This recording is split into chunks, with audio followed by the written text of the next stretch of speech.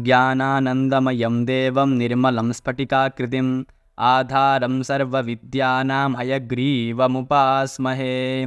वेदवेदाङ्गवेदान्तन्यायशास्त्रार्थकोविदम् अस्मदाचार्यवर्यं श्रीगोविन्दार्यं समाश्रये। अज्ञानतिमिरान्धस्य ज्ञानाञ्जनशलाकया चक्षुरुन्मीलितं येन तस्मै श्रीगुरवे नमः। निधाय हृदि विश्वेशं विधाय गुरुवन्दनं बालानां सुखबोधाय क्रियते तर्कसङ्ग्रहः। श्रीगणेशं नमस्कृत्य पार्वतीशङ्करं परं मया चन्द्रजसिंहेन क्रियते पदकृत्यकम्। नमस्कार मित्रों, आप सभी का इस YouTube चैनल पर मैं दंडपाणि आचार्य हार्दिक स्वागत करता हूं। तो अभी हम पढ़ रहे थे तर्क संग्रह की जो टिप्पणी है, टीका है, पदकृत्य, उसका व्याख्यान, मूल सहित व्याख्यान। तो वहाँ पर अभी तक हमने पढ़ा जो सामान्य विशेष समवाय अभाव, हमारा उद्देश्य प्रकरण समाप्त हो गया है। उद्देश्य अर्थात नाम मात्रेण वस्तु संकीर्तनम उद्देश्य। तो वहाँ पर अन्नम भट्ट ने सबकी गणना कर दी, उसकी व्याख्या अब हम आगे पढ़ेंगे। तो सबसे पहले क्या आता है? द्रव्य। क्या है? द्रव्यम। तो द्रव्य का व्याख्यान पढ़ेंगे। उसके बाद गुण। तो द्रव्य में भी जो पहला क्या आता है? पृथ्वी। तो यहाँ से द्रव्य प्रकरण शुरू हुआ, उसमें भी सबसे पहले क्या है? इसमें भी सबसे पहले पृथ्वी। क्या सबसे पहले? पृथ्वी। तो अब यहाँ पर हम पृथ्वी का व्याख्यान पढ़ेंगे। तो कहे तत्र गंधवती पृथ्वी, तत्र गंधवती पृथ्वी, इसमें गंध रहता है, उसे पृथ्वी कहते हैं। तो ये लक्षण है। गंध हमें कैसे करना है? वो गंधवती पृथ्वी इतना लिखेंगे अन्नम भट्ट जी। हमें क्या करना है? गंधवत्वम पृथिव्याः लक्षणम, हमें पूरा करना है। क्या करना है हमें? गंधवत्वम पृथिव्याः लक्षणम, गंधवत्वम करना है, पृथिव्याः लक्षणम करना है। गंधवत्व ही पृथ्वी का लक्षण है। सा द्विविधा, सा अर्थात सा पृथ्वी द्विविधा, वह पृथ्वी दो प्रकार की है। नित्या अनित्या च, नित्या पृथ्वी अनित्या पृथ्वी च, नित्या अनित्या च भेदेन पृथ्वी द्विधा विभज्यते। तो नित्या पृथ्वी क्या होती है? तो नित्या परमाणु रूपा, जो परमाणु स्वरूप होते हैं पृथ्वी के, वो नित्य पृथ्वी है, उनका नाश कभी नहीं होता। नित्य माने नाश न होने वाला। अनित्या कार्य रूपा, जो अनित्य पृथ्वी का कार्य स्वरूप है, घट पट इत्यादि जो है, आज बनाया, काम में लाए, फिर उसके बाद नष्ट हो गया किसी दिन। पुनस्त्रिविधा, वह पृथ्वी फिर तीन प्रकार की है। शरीर इंद्रिय विषय भेदात, शरीर इंद्रिय और विषय के भेद से। तो पृथ्वी शरीर, फिर पार्थिवेंद्रिय, पार्थिव शरीर, पार्थिवेंद्रिय, पार्थिव विषय। तो पृथ्वी का शरीर भी होता है, पृथ्वी का इंद्रिय भी होता है, पृथ्वी का विषय भी होता है। इसलिए पृथ्वी और तीन प्रकार की होती है। तो कैसे कहते हैं हम इसको? पार्थिव शरीर, पार्थिव इंद्रिय, पार्थिव विषय। इस शरीर इंद्रिय विषय के भेद से तीन प्रकार के। फिर पृथ्वी तीन प्रकार की होती है। तो शरीर क्या है पृथ्वी का? तो क्या? अस्मदादीनाम, यह जो हमारा शरीर है वही पार्थिव शरीर है। क्या है? पार्थिव शरीर है। इंद्रियम गंधग्राहकम घ्राणम नासाग्रवर्ती, तो पार्थिव इंद्रिय क्या है? तो घ्राणम। क्या है? घ्राणम नासाग्रवर्ती, नास माने नासिका, नासा माने नासिका, तस्य अग्रवर्ती, उसके आगे अग्रभाग में रहने वाला, वर्ती माने रहने वाला। तो वर्ती यदि बड़ा होता तो पुल्लिंग हो जाता, वर्ती नहीं होता तो स्त्रीलिंग हो जाता, वर्ती कहने से नपुंसकलिंग हो गया।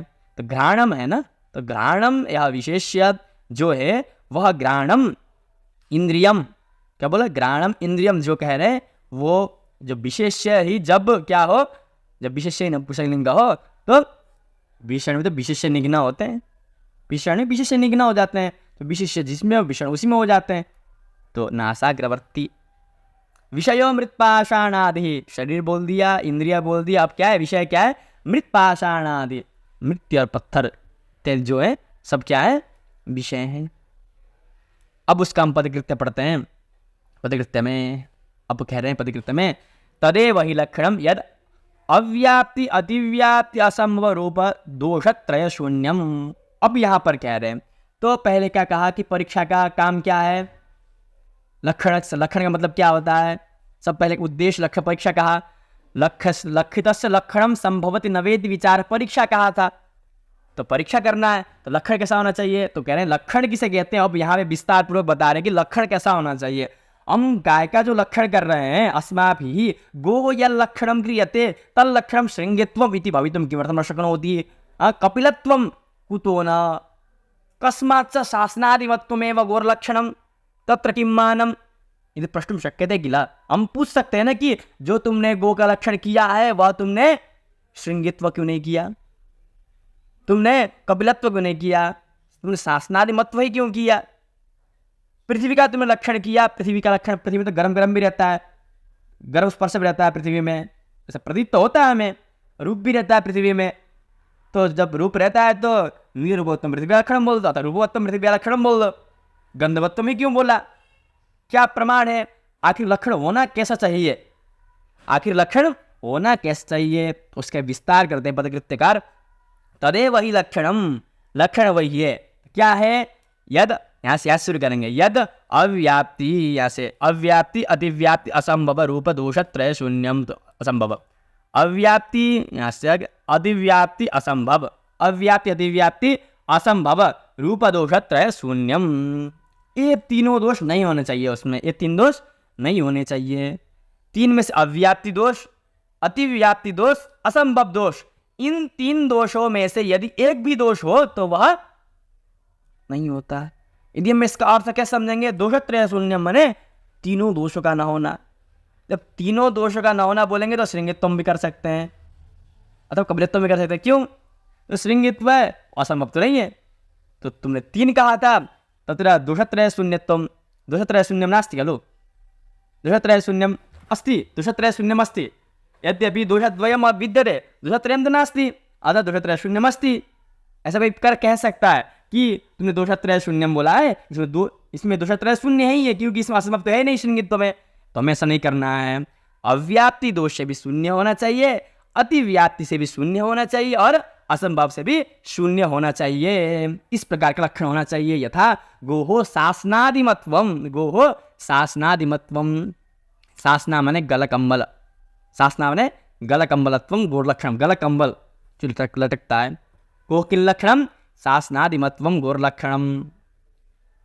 अब यहां बताते हैं अव्याप्ति किसे कहते हैं, अतिव्याप्ति किसे कहते हैं और असंभव किसे कहते हैं। सबसे पहले अव्याप्ति क्या, सबसे पहले क्या बता रहे हैं, अव्याप्तिश्च लक्ष्यैक देशावृत्तित्वम, क्या बोला, लक्ष्यैक देशावृत्तित्वम, अर्थात लक्ष्य के एक देश में न रहना। लक्ष्य में घट तो रहा है लेकिन जितना हमारा लक्ष्य है उस सब लक्ष्य, सारे लक्ष्य में उसका न घटना ही क्या कहते हैं, उसे अव्याप्ति कहते हैं। जैसे अतएव गोह न कपिलत्वम लक्षणम तस्य अव्याप्तिग्रस्तत्वात्, तो क्या कहा, गाय का लक्षण अतएव, इसीलिए गोह गाय का कपिलत्वम न लक्षणम, कपिलत्व लक्षण नहीं कर सकते। क्यों, तस्य कपिलत्वम इति लक्षणस्य अति अव्याप्तिग्रस्तत्वात्, किम अव्याप्तिग्रस्तत्वात्, कपिलत्व माने कपिल, कपिल ऐसा एक ऐसा रंग है जो गाय में ही विद्यमान होता है, ऐसा हमें समझना चाहिए। क्या समझना चाहिए, कपिल ऐसा रंग है जो गाय में ही विद्यमान होता है। तो बुरा भी कहते हैं प्रायः, ठीक है, कपिलत्वम बोला तो ठीक तो है, कपिल वर्ण वाली, कपिलत्व माने जिसका वर्ण कपिल हो ऐसा गाय है, ऐसा लक्षण किया। तो गाय तो सफेद भी होती है, गाय तो सफेद भी होती है, काली भी होती है, तो यद्यपि गाय में घट रहा है लेकिन सारे गायों में नहीं घट रहा है। कोई अज्ञात व्यक्ति आके पूछता है जो जानता नहीं है, वैदेशिक व्यक्ति आके पूछता है कि गाय किसे कहते हैं, तो तुम उसे क्या समझाओगे, कपिलत्वम गोरलक्षणम कहोगे तो वो मात्र बहुत सारे गाय बधी होंगी, सफेद भी होंगी, काली भी होंगी, वो क्या सोचेगा जो सफेद और जो काली गाय है वो गाय नहीं है और कुछ होंगी, मेरे को जो बताए कपिलत्वम बोला है, जिसका कपिल वर्ण है वही गाय है बोल के कपिल को लेके बैठ जाएगा। लेकिन इससे क्या हुआ, ये तो अनर्थ हो गया, ये अव्याप्त हो गया। हमें तो क्या चाहिए कि सबका, जितने भी गाय सबका बोधो, हमें एक ऐसा लक्षण कहना है कि दूसरा उससे समझने में उसको आसानी हो, इसलिए कपिलत्वम नहीं बोल सकते। इसी पर लक्ष्य, लक्ष्य एक देश अवृत्तम, लक्ष्य, लक्ष्य क्या है, गो, एक देश क्या है, एक देश क्या है लक्ष्य का, तो लक्ष्य गो, गो गाय, गाय काली भी होती है, सफेद भी होती है, भूरी भी होती है, तो एक देश क्या हुआ, सफेद भी हुआ, काला भी हुआ। जब कपिलत्वम बोल दिया तो सफेद में एक देश में आवृत्ति हो गई, तो आवृत्ति जब एक देश में आवृत्ति हुआ लक्षण का, तो यह लक्षण अव्याप्ति दोष से ग्रस्त हो गया, अतः इसको हम लक्षण नहीं मान सकते। तो अब क्या, अतिव्याप्तिश्च, अतिव्याप्ति किसे कहते हैं, अतिव्याप्ति बता रहे हैं, लक्ष्य वृत्ति सती अलक्ष्य वृत्तित्वम, क्या क्या, लक्ष्य वृत्ति अलक्ष्य वृत्तित्वम बोला। तो लक्ष्य वृत्तित्व से अलक्ष्य वृत्तित्व बोला, तो लक्ष्य में रहते हुए अलक्ष्य वृत्तित्वम, अलक्ष्य में भी रहना। जैसे अतएव गोहो न श्रृंगित्वम लक्षणम तस्य अतिव्याप्ति ग्रस्तत्वात्, अतः हम क्या नहीं कर सकते, गाय का श्रृंगित्व लक्षण नहीं कर सकते। बोले क्यों? अतिव्याप्ति ग्रस्तत्वात्, अतिव्याप्ति है, अतिव्याप्ति का लक्षण क्या है? लक्ष्य वृत्ति से अति, जो हमने लक्ष्य बनाया है जिसको, उसमें तो हो, उस अव्याप्ति नहीं, सब में घट रहा है, लेकिन अलक्ष्य वृत्तित्व जो हमारा लक्ष्य नहीं है वहां पर भी यदि चला जाता है, वहां पर भी चला जाता है तो वह अनर्थ है। वहां पे कौन सा दोष होगा? वहां पर अतिव्याप्ति। जैसे श्रृंगित्वम, क्या कहा? श्रृंगित्वम, तो कहा श्रृंगी किसे कहते हैं? इसका सिंह होता है। तो फिर किसी वैदेशिक ने आगे पूछा कि गोह किन लक्षणम, मैं गाय कैसे पहचानूं? तो एक ने क्या कहा? श्रृंगित्वम गोर लक्षणम, जिसका सिंह उसे क्या समझ लो। वो जाकर के भैंस को पकड़ के लाया, महिषी को पकड़ के लाया, तो सोचा इसके भी सिंह है, तो मिला तो नहीं ना, ज्ञान गलत हो गया। ज्ञान सही होना चाहिए, दर्शन शास्त्र में ज्ञान सही होता है। दृश्यते ज्ञायते यथार्थ तत्व अनेनेति दर्शनम बोला है, वो न्याय दर्शन है। तो यथार्थ तत्व जानना है हमें, तो वास्तविक है, तो उसे वास्तविक ज्ञान नहीं हुआ। गाय पूछा था, हमने इस प्रकार से उसे कहा कि श्रृंगित्वम गोलक्षणम बोला उसको, तो वह जाके उसको पकड़ लाया, महिषी को पकड़ के लाया। ऐसा नहीं करना। इसलिए क्यों? सिंह तो यद्यपि सारे गाय में है, लेकिन जो अलक्ष्य है, जो हमारा लक्ष्य है ही नहीं, ऐसे महिषी पर भी वह आ सकता है, वहां भी जुड़ा हुआ है वह सिंह, अतः सिंह तो उसमें भी चला गया, इसलिए अलक्ष्य वृत्तम हो गया। अतएव गोर न श्रृंगित लक्षण तस्य अतिव्याप्ति ग्रस्तत्वात्, बोला असंभवश्च, क्या कहा? असंभवश्च लक्ष्य मात्र अवृत्तित्वम, जो अव्याप्ति था, लक्ष्य एक आदेश अवृत्तम था, इसमें लक्ष्य मात्र अवृत्तित्वम बोला, मतलब उस लक्ष्य में ही नहीं होना। हमने कुछ ऐसा लक्षण कर दिया तो लक्ष्य में ही नहीं है। क्या लक्षण किया? मनुष्य से किन लक्षण, तो पुच्छवत्तो मनुष्य लक्षण बोल दिया, जिसका पूछो उसे मनुष्य कहते हैं, तो मतलब जो हो ही नहीं ऐसा लक्षण कर दिया हमने। जैसे अतएव असंभव लक्ष्य मात्र अवृत्ति, लक्ष्य मात्र अवृत्तित्वम, लक्ष्य में ही नहीं होना। जैसे लक्ष्य मात्र माने जो सारे लक्ष्य, मतलब जो लक्ष्य उस संपूर्ण लक्ष्य में कहीं भी ना होना। यथा गोह एक शफवत्वम, शफ कहते हैं खुर को, जो पैर की जो खुर होता है, गाय के दो होते हैं, एक इधर छोटा सा फिर बड़ा सा होता है, दो खुर होते हैं। और घोड़े का जो होता है वो घोड़े का एक ही होता है। शफ जो होता है एक शफवत्वम किसका लक्षण है? घोड़े का लक्षण है, गाय का तो नहीं है, गाय का तो दो होता है। तो क्या लक्षण किया? गोह किन लक्षणम पूछा वैदेशिक ने, उसको क्या कहा हमने? एक शफवत्वम गोर लक्षणम कहा। तो उसको मिला ही नहीं, ढूंढता रह गया, मिला ही नहीं, घोड़े को पकड़ के लाया, उसमें एक भी गाय नहीं था। तो सिंह में कम से कम श्रृंगी बोला, तो कुछ गाय थे, कुछ भैंस थे, दोनों थे। जब अव्याप्ति कहा तो कम से कम गाय थे, बड़े सारे गाय ना आए। असंभव में तो कुछ भी नहीं है, सब बंद। जो हमारा लक्ष्य है तो कुछ नहीं है, और लक्ष्य को पकड़ के लाया है। इसीलिए क्या करना, हमें यथार्थ ज्ञान कराने के लिए हमें क्या करना पड़ेगा? एकदम वास्तविक लक्षण बनाना पड़ेगा, जो इन तीन दोषों से शून्य हो। तो एक शफवत्वम न लक्षणम तस्य असंभव ग्रस्तत्वात्, तस्य असंभव ग्रस्तत्वात्, असंभव दोष से ग्रस्त है, पीड़ित है, तो इसको शून्य होना चाहिए। क्या कहा? लक्षणम यत् तत्स अव्याप्ति अतिव्याप्ति असंभव रूप दोष त्रय शून्यम। तो क्या कहा? असंभव लक्षण क्या कहा? लक्ष्य मात्र अवृत्तित्वम, मात्र अवृत्तित्वम, इस पर जोड़ा गया है। ठीक है, तो ये तीन प्रकार का हो गया। अब यहाँ पर हम पढ़ते हैं यहाँ पर नित्येति। क्या कहा? नित्येति ध्वंस भिन्नत्वे ध्वंसा प्रतियोगित्वम नित्यत्वम। कहा? ध्वंस भिन्नत्वे ध्वंसा प्रतियोगित्वम, बोला ना ऊपर, नित्या परमाणु रूपा, अनित्या कार्य रूपा, पुनस्त्रिविधा। तो वहां पर नित्य का लक्षण क्या, अनित्य का लक्षण क्या है फिर वास्तविक में? तो कहते हैं ध्वंस भिन्नत्वे ध्वंस अप्रतियोगित्वम नित्यत्वम। ध्वंस से भिन्न होते हुए ध्वंस का अप्रतियोगी से नित्य कहते हैं, ध्वंस का अप्रतियोगी से नित्य कहते हैं। तो यहाँ समझेंगे आप कैसे, क्या कह रहे हैं। ध्वंस का अप्रतियोगी में, ध्वंस का प्रतियोगी क्या होता है? जो नष्ट होता है वो ध्वंस का प्रतियोगी होता है, जो नष्ट होता है तो ध्वंस का प्रतियोगी होता है।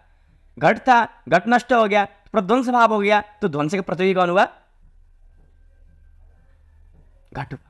इस प्रकार तो इसलिए वो अनित्य है, उसमें ध्वंस प्रतियोगित्व में। घट में क्या है? घट में ध्वंस प्रतियोगित्व है, इसलिए घट अनित्य है। लेकिन जो कभी नष्ट नहीं होते, परमाणु जो है, जो परमाणु है नष्ट नहीं होते, कभी प्रध्वंस भाव होता ही नहीं है। जब प्रध्वंस भाव उनका नहीं होगा तो ध्वंस के प्रतियोगी कभी बनेंगे ही नहीं, ध्वंस के प्रतियोगी कभी वो बनेंगे ही नहीं, इसलिए नित्य तो सिद्ध होता है। इसलिए ध्वंस भिन्नत्वे ध्वंस अप्रतियोगित्व नित्यत्वम।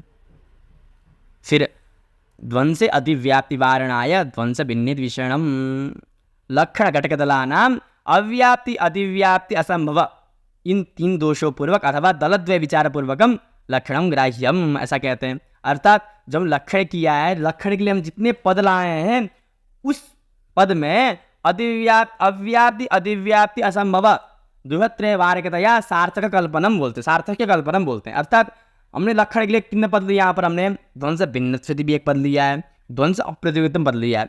यदि हम ध्वंस भिन्नत्व नहीं देंगे तो कहाँ दोष है, ध्वंस प्रतियोगित्व नहीं देंगे तो कहाँ दोष है, इस समय अभी क्या करना है, विचार करना है, दल सार्थक के विचार करना है। तो लक्षण में हम व्यर्थ पद नहीं डाल सकते, व्यर्थ दल नहीं डाल सकते, जितनी जरूरत है हमें उतना ही लेना है। यह क्यों दिया, तो यहाँ पर यह दोष था, दोष वारण के लिए यह दल दिया है, यह दोष था। अब वही बता रहे हैं, ध्वंसे अतिव्याप्ति वारणाय ध्वंस भिन्नेति विशेषणम। अच्छा, तो ध्वंस अप्रतियोगित्वम बोला, क्या बोला, ध्वंस अप्रतियोगित्वम। तो कहते हैं कि चलो एक इतना बोलो, तुम ध्वंस भिन्न मत बोलो, ध्वंस अप्रतियोगित्वम बोलो। लेकिन जो ध्वंस है, ध्वंस तो प्रतियोगी अभाव प्रतियोगी ना कारणत्वम बोलते हैं। अब अभाव के प्रति प्रतियोगी जो होगा ध्वंस प्रध्वंस भाव के प्रति प्रतियोगी ध्वंस ही तो होगा। तो ध्वंस का अप्रतियोगित्वम बोला, क्या बोला, ध्वंस अप्रतियोगी। तो ध्वंस का अप्रतियोगी ध्वंस तो बनता ही बनता है, ध्वंस का अप्रतियोगी ध्वंस तो बनता ही बनता है। इसलिए क्या बोले, ध्वंस भिन्नत्व का जरूरी है, हमें ध्वंस भिन्नत्व यदि हमें बोलना जरूरी है। अतः ध्वंस अतिव्याप्ति वारणाय ध्वंस भिन्न, यदि हम इतना कहते हैं कि ध्वंस अप्रतियोगित्वम, क्या कहते हैं, ध्वंस अप्रतियोगी नित्यत्वम, ध्वंस अप्रतियोगित्वम ध्वंसत्वम भी हो जाता है कि ध्वंस का प्रतियोगी ध्वंस भी होता है, प्रतियोगी तो नहीं होता है, अप्रतियोगी होता है। इसीलिए क्यों, ध्वंस का भी प्रध्वंस कभी नष्ट नहीं होता, प्रध्वंस भाव कभी नष्ट नहीं होता। जब प्रध्वंसा भाव का कभी ध्वंस ही नहीं होता तो ध्वंस का वो अप्रतियोगी तो बनेगा, प्रतियोगी थोड़ी बनेगा। तो ध्वंस अप्रतियोगित्वम ध्वंस में ही आ रहा है, तब ध्वंस में आ रहा है तो हमारा लक्ष्य क्या है, नित्य है। लक्ष्य क्या हमारा, नित्य सिद्ध करना है, हम नित्य का लक्षण कर रहे हैं। तो नित्य का लक्षण कर रहे थे, लेकिन कहाँ गया, नित्य में तो घट रहा है, नित्य में तो घट रहा है, लेकिन और कहाँ जा रहा है, और ध्वंस में भी चला गया। तो अतिव्याप्ति हो गई, क्या हो गई, अतिव्याप्ति हो गई। तो उस अतिव्याप्ति को हटाने के लिए क्या दिया, विशेषणम, ध्वंस भिन्नेति विशेषणम। तो ध्वंस भिन्नत्वम दिया, ध्वंस भिन्नत्वे सति, तो ध्वंस भिन्नत्व विशिष्ट ध्वंसा प्रतियोगित्वम, भिन्नत्व भिन्नत्व सति भिन्नत्व विशिष्ट पे हम लगाते हैं। चलो इतना ही करो, फिर ध्वंस भिन्नत्व इतना ही बोलो, ध्वंस भिन्नत्वम नित्यत्वस्य लक्षणम, इतना बोलो, नित्यस्य लक्षणम बोलो, क्या बोलो, ध्वंस भिन्नत्वम एवं नित्यस्य लक्षणम बोलो। तो ध्वंस भिन्न जो है वह नित्य है, इतना कहेंगे तो घट पटे वो भी ध्वंस से भिन्न है, हम भी ध्वंस से भिन्न है, सब ध्वंस से भिन्न है, सब नित्य थोड़ी है। तो सब में फिर ये तो क्या हो गया है, तो ये भी अतिव्याप्ति हो गई, वही कह रहे। तो अतः घटादो अतिव्याप्ति वारणा है विशिष्ट दलम, विशिष्ट पद दिया है ध्वंस अप्रतियोगित्वम, वह भी देना जरूरी है। अतः क्या समझेंगे, ध्वंस सूर्य से ध्वंस भिन्नत्वे सति ध्वंस अप्रतियोगित्वम नित्यत्वम। तो नित्य लक्षण किया, जो ध्वंस से भिन्न होते हुए जो ध्वंस का अप्रतियोगी हो वह नित्य है, हो गया।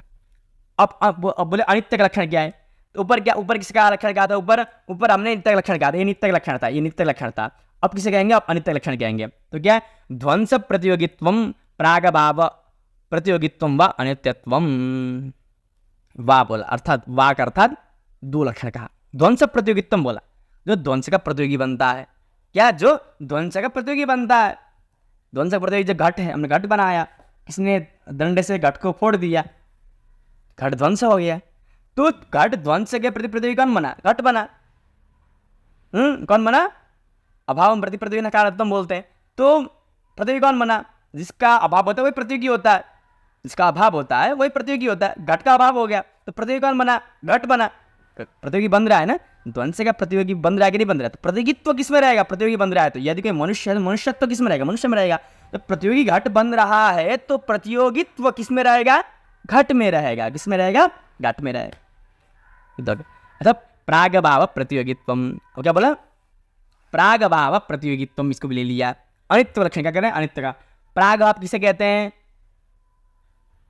अर्थात प्राग भाव प्रतियोगिता माने घट, अरे इसका जन्म प्रायः जिसका जन्म होता है, प्राग भाव प्रतियोगी माने जन्म जिसका होता है। अभी तक घट उत्पन्न नहीं था, कुंभकार ने घट को निर्माण नहीं किया था, घट जैसे बनाया उसने तब तक उसका प्राग भाव था। प्राग भाव क्या होता है? सादि ही होता है कि प्राग भाव क्या होता है? अनादि शांत होता है। प्राग भाव क्या होता है? अनादि होता है। प्राग भाव यदि किसने इसका निर्माण किया होगा, यदि किसी ने इस लेखन का निर्माण किया होगा तो यह पहले इसका प्राग भाव था निर्माण से पहले, लेकिन अब क्या इसका अब क्या इसका प्रध्वंस, इसका प्राग भाव क्यों? ये बन के तैयार हो चुका है, ये बन के तैयार हो चुका है, इसीलिए। तो क्या समझ रहे हैं? प्राग भाव प्रतियोगित्व व अनित्यत्व, लेकिन जो हुआ है उसका नष्ट तो होगा ही होगा, लेकिन ध्वंस प्रध्वंस भाव में ऐसा नहीं है। प्रध्वंस भाव जन्य है लेकिन वो नाश्य नहीं है, विनाश्य नहीं है। प्रध्वंस भाव जन्य है, जो जन्य है वह नष्ट होते जरूर है, लेकिन अभाव को छोड़ करके, ऐसा भी कहते हैं। चलो फिर आगे चलते हैं। फिर शरीर बोला, क्या बोला? शरीर इंद्रिय विषय भेदात बोला। शरीरम तो यद भोगायतनम तदैव शरीरम, अथवा चेष्टाश्रयो वा शरीरम। जो भोग का आयतन बनता है, जब आत्मा जिसके अवच्छेद में क्या करता है? भोग करता है। तो केन अवच्छेद किम अवच्छेदेन आत्मा भोगम उपकुरुते, तो बोले शरीरावच्छेदेन आत्मा भोगम जनयति। शरीरावच्छेदेन आत्मा भोगम करोति, इस प्रकार बोलते हैं। तो यद भोगायतनम, जो भोग का आयतन है उसे शरीर कहते हैं। यद्यपि आत्मा क्या विभू हर जगह है, लेकिन वो हर जगह भोग नहीं कर सकता है। जब तक शरीर, जितना शरीर में संपर्क है उतने में ही वो भोग कर सकता है, इसलिए भोगायतनम तदेव शरीरम, अथवा चेष्टाश्रय, इसमें चेष्टा होती है उसे शरीर कहते हैं।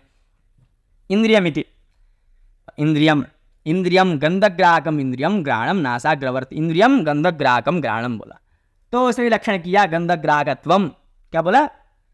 गंधग्राहकत्वे सति इंद्रियत्वम घ्राणस्य लक्षणम। हमें लक्षण समझना है, हमें लक्षण बनाना है, उनके वाक्यों से हमें लक्षण बनाना है। लक्षण क्या बनाया हमने? गंधग्राहकत्वे सति इंद्रियत्वम घ्राणस्य लक्षणम। तो अब यहाँ पे दल विचार शास्त्र के विचार करेंगे। लक्षण बना है तो ये दल किस लिए?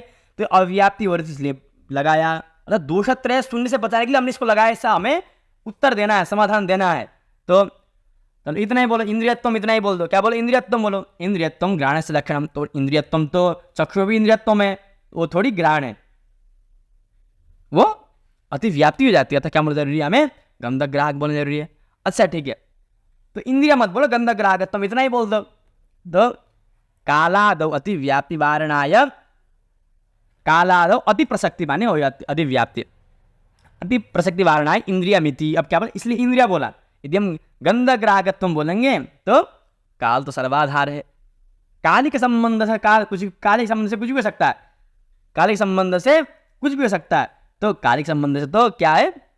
गंधग्राहक तो काल भी बन रहा है, गंधग्राहक तो काल भी है, तो गंधग्राहकत्व काल में भी जा रहा है, फिर ग्राह्य मात्र नहीं जा रहा है ना, तो ये अति व्याप्ति हो गई। तो यदि हम कहेंगे इंद्रियत्वम बोलेंगे और गंधग्राहकत्व में बोलेंगे तो इंद्रियत्व काल में नहीं है, यदि गंधग्राहकत्व है लेकिन इंद्रियत्व नहीं है। चक्षु में क्या है? इंद्रियत्व तो है लेकिन गंधग्राहकत्व नहीं है। तो दोनों जगह अति व्याप्ति वारण करने के लिए क्या किया हमने? गंधग्राहकत्वे सति बोला और इंद्रियत्वम ही बोला करके हमने पार्थिव इंद्रिय का लक्षण किया। विषय, अब विषय का लक्षण कर रहे हैं। शरीरेन्द्रिय भिन्नत्वेति उपभोग साधनम विषय, ये भी आसान है। जो शरीर इंद्रिय से भिन्न होता हुआ उपभोग का साधन बनता है उसे विषय कहते हैं। जो शरीर इंद्रिय से भिन्न होता हुआ उपभोग का साधन बनता है उसे विषय कहते हैं। अब इसका भी करेंगे। शरीरादौ अति व्याप्ति निराशाय सत्यंतम, सत्यंत अर्थात जो सती बोला। अच्छा, इसका उपभोग साधन इतना ही बोलो, उपभोग साधनत्वम विशेष लक्षण। क्या बोलो? उपभोग साधनत्वम विशेष लक्षण इतना ही बोलो। तो उपभोग साधन तो शरीर भी है ना, हम लक्षण किसका कर रहे हैं? विषय का लक्षण कर रहे हैं, लेकिन लक्षण कहाँ जा रहा है? शरीर में जा रहा है, इसलिए क्या बोलना जरूरी है? शरीरादौ अति व्याप्ति सत्यंतम। चलो ठीक है, इतना ही बोलो। शरीर इंद्रिय भिन्नत्व इतना ही बोलो। क्या बोलो? शरीर इंद्रिय भिन्नत्व इतना ही बोलो। हम शरीर आदि पद से हमें इंद्रिय लेना है, शरीर आदौ लिखा है ना, आदि पद से इंद्रिय लेना है। इंद्रिय भी उपभोग के साधन बनते हैं, इंद्रिय भी उपभोग के साधन बनते हैं। तो इस प्रकार से वहाँ पर अतिव्याप्ति जा रही थी, उसका निवारण करने के लिए हमने क्या किया? चलो शरीरेन्द्रिय भिन्नत्व दे दिया। अस्तु शरीरेन्द्रिय भिन्नत्वम एतावदेव अस्तु, किमर्थम सत्युभोग साधनम एतावता प्रियता, बोलते इतना बड़ा क्यों लिया तुमने, इतना लक्षण बड़ा लक्षण क्यों किया? तो कहते हैं नहीं नहीं, इसका भी कारण है। परमाणुवादो अतिव्याप्ति वारणाय विशेषतलम, तो परमाणु है, क्या है? परमाणु है। तो क्या कहेंगे, यदि हम शरीरेंद्रिय भिन्नत्व नहीं देंगे, क्या शरीर भिन्नत्व इतना ही देंगे, क्या देंगे, शरीर में मात्र उपभोग साधनत्व इतना ही देंगे, तो परमाणु क्या है? वो परमाणु है, क्या है? परमाणु वारणाय विशेषतलम, इसलिए उपभोग साधनत्व देना जरूरी है। क्योंकि शरीर इंद्रिय से भिन्न तो परमाणु भी है, परमाणु क्या है? शरीर इंद्रिय से भिन्न है, लेकिन वो विषय थोड़ी है, तो परमाणु है। परमाणु क्या है? अलग परमाणु है वो, लेकिन हम लक्षण इससे कर रहे हैं, विषय लक्षण कर रहे हैं। यदि हम शरीरेंद्रिय भिन्नत्व विशेष लक्षण इतना ही करेंगे, शरीरेंद्रिय भिन्नत्व विशेष लक्षण इतना ही करेंगे, तो परमाणु में अतिव्याप्ति जा रही है, तो हम क्या कहेंगे, उपभोग साधनत्व भी जोड़ देंगे, तो उपभोग साधनत्व परमाणु नाम नास्ति, अतः तत्र नातिव्याप्ति, वहाँ पर अतिव्याप्ति नहीं होगी। फिर क्या कहते हैं, कालादिवारणाय जन्यत सत्य कालादृष्ट इन इत्यादि वारणाय जन्यत्व से, तो जन्यत्व से क्या बोलना है, जन्यत्व से, हर जगह हम क्या लगाएंगे, जन्य लगाना है। काल को जन्यानाम जनक काल निगताम आश्रय मता जो बोलते हैं ना, तो काल, काल क्या है? काल नित्य है। काल क्या है? काल नित्य है, वो सब पूरा जन्य का जनक है वो, इसलिए हर जगह काल में क्या होती है, अतिव्याप्ता ऐसा, और काल में अतिव्याप्ति बहुत जगह जाती है। जन्यत्व क्या लगाना है, जन्यत्व, हर जगह क्या लगाना है, जन्यत्व लगाना है। षडेन्द्रिय भिन्नत्व सती, अब हर जगह में जन्यत्व जोड़ते जाना है हमें, क्या जाना है, हर जगह में जन्य जाना है। तो कालादिवारण है जन सत्य बोध्यम। ओम, आज इतना ही पढ़ते हैं, और कल अब पढ़ेंगे जल। आज कुछ विशेषता, जो लक्षण के बारे में जो विशेषता, कुछ जो दोषत रहे हैं, दोषता के बारे में आप पुनः उसको दोबारा देखिएगा। यदि आप, आशा करता हूँ आपको समझ में आ गया होगा। यदि समझ में आने में कुछ कठिनता हो रही है तो आप इसे पुनः पुनः देख सकते हैं, और जो आपकी जिज्ञासा हो आप उसे कमेंट बॉक्स में लिख सकते हैं। एवं आज इतना ही, इससे आगे हम अब कल पढ़ेंगे। आप सभी को धन्यवाद अभी तक जुड़े रहने के लिए। ओम पूर्णमदा पूर्णमिदं पूर्णात् पूर्णमुदच्यते पूर्णस्य पूर्णमादाय पूर्णमेवावशिष्यते। ओम शांति शांति शांति शांतिर्भवतु। नमः सर्वेभ्यः।